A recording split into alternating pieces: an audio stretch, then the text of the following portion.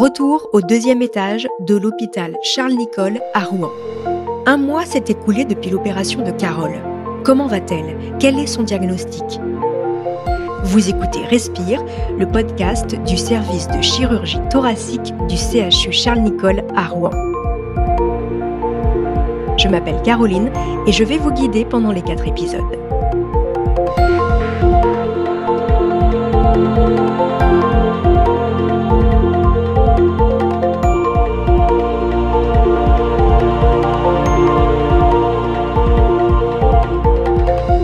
Épisode 4, le diagnostic de Carole.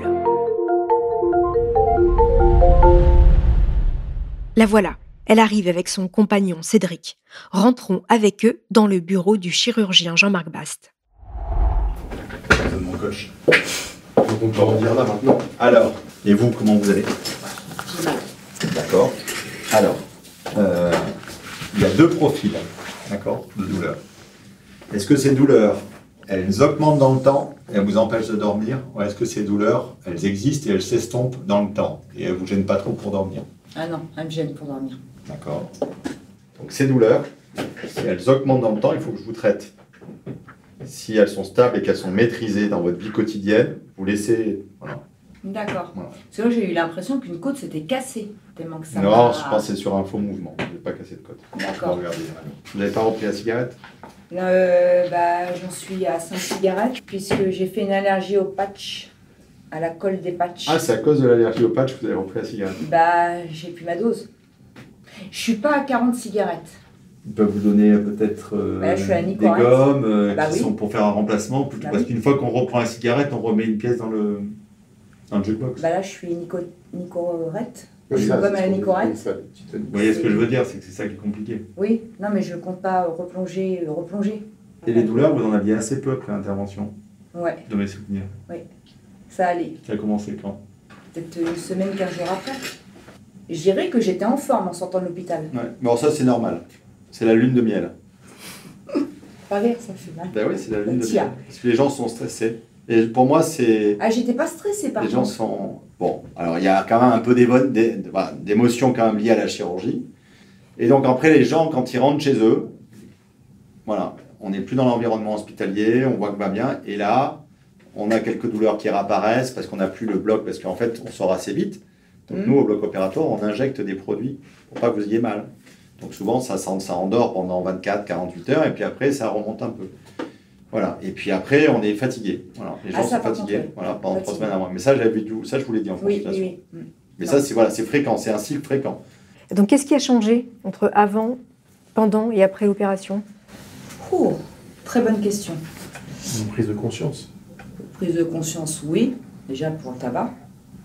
Madame Côté Guilbert, bénéfique, ça a Carole. été des senteurs que j'avais plus. Il y avait des odeurs que je connaissais plus. Et le fait d'aller marcher, Ah, ça me détend et c'est agréable. donc vous allez continuer à faire Oui. ça? Oui. Et puis tu t'aperçois qu'en marchant, tes difficultés respiratoires s'amoindrissent. Oui. Quand même. Enfin, c'est encore un peu. À J7 ou J15, tu n'aurais pas pu marcher 1h30 comme Non. là. Donc effectivement, il y a des vertus à ça. Passons à présent au diagnostic. Le chirurgien a une très bonne nouvelle pour Carole.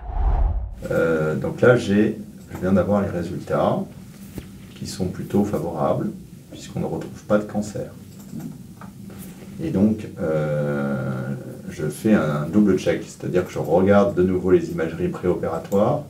Et il faut rappeler qu'on a opéré cette patiente parce que, à cause de son âge, de l'image et de son tabagisme important, et le fait que ça ne disparaissait pas sous traitement.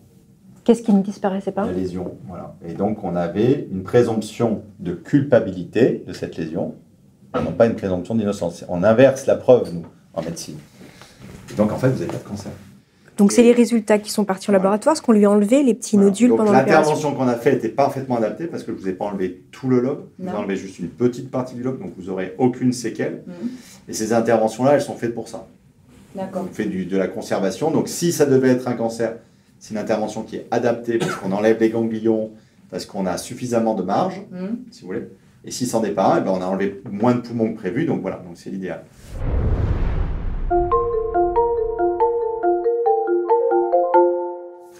Bon, donc ça c'est bien. Allez, on fait un petit résumé là. Ouais. C'est quand même des bonnes nouvelles quand même. Oui. 10% des patients, probablement, entre 10 et 15%, peut-être moins, en fait, on n'a pas le chiffre, mais c'est aux alentours de 10%, des gens que l'on opère sans diagnostic. Donc c'est faible, en fait, parce qu'on opère 80% des patients avec des diagnostics, 20% sans diagnostic, et parmi ces 20%, il y a peut-être 10% où on a un faux négatif, ce qu'on appelle un faux négatif. Et pour vous, c'est un vrai positif. Voilà. Impeccable, hein Voilà. Donc on se revoit plus? Non. Non, c'est fini, on clôture.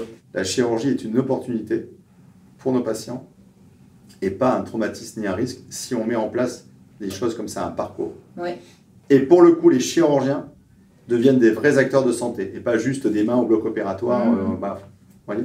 Non, franchement, moi ça a bien marché. Hein. Donc finalement, vous ressortez, vous n'avez pas de cancer du poumon, vous avez pratiquement arrêté de fumer et vous êtes remis au sport. Oui. Donc c'est un sans faute là.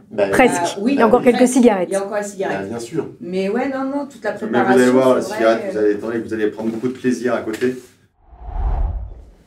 Bon. Je ne vous dis pas au plaisir. Et puis, non. Et en revanche, vous me recontactez dans un mois si problème. Oui, oui. Au revoir, Caroline.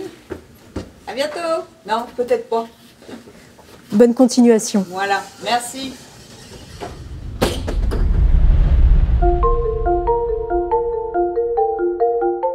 Voilà, je quitte moi aussi le service de chirurgie thoracique du CHU de Rouen. Depuis son dernier rendez-vous avec Jean-Marc Bast, Carole va beaucoup mieux. Elle n'a plus aucune douleur et continue ses marches quotidiennes. Elle respire mieux et donc se sent bien dans son corps et bien dans sa tête. Elle s'autorise encore 1 ou 2 cigarettes par jour et elle a repris son travail auprès des personnes âgées. L'opération de Gilbert, que vous avez rencontrée dans l'épisode 2, s'est également bien déroulée. Il se repose dans sa maison à la campagne et continue ses séances de kinésithérapie. L'équipe de Jean-Marc Bast continue chaque jour d'œuvrer pour une prise en charge la plus efficace possible pour ses patients et à se former sur les dernières techniques en chirurgie robotique. Un chiffre avant de nous quitter. En France, il y a 50 000 nouveaux cas de cancer du poumon chaque année. Il n'existe pas encore de dépistage systématique. Alors si vous êtes fumeur depuis longtemps, n'hésitez pas à demander un dépistage à votre médecin. Car plus on se fait dépister précocement, plus les chances de guérison sont importantes. Voilà, c'est la fin du podcast Respire. J'espère qu'il vous a plu. S'il vous a intéressé, n'hésitez pas à en parler autour de vous.